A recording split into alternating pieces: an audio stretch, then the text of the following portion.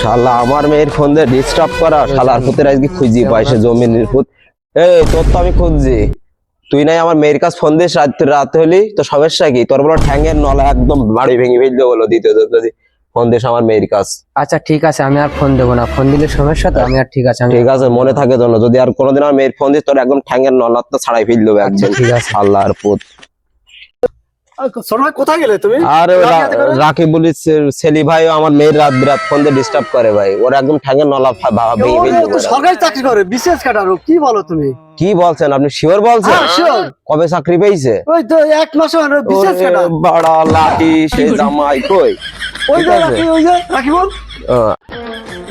আরে বাপ তুমি কিছু মনে নেই না, আমার ভুল হয়ে গে বাপ, তুমি সরকারি চাকরি পেয়েছো আগে বলবা না আমার? আপনি তোমার বলার সময় দেননি তো।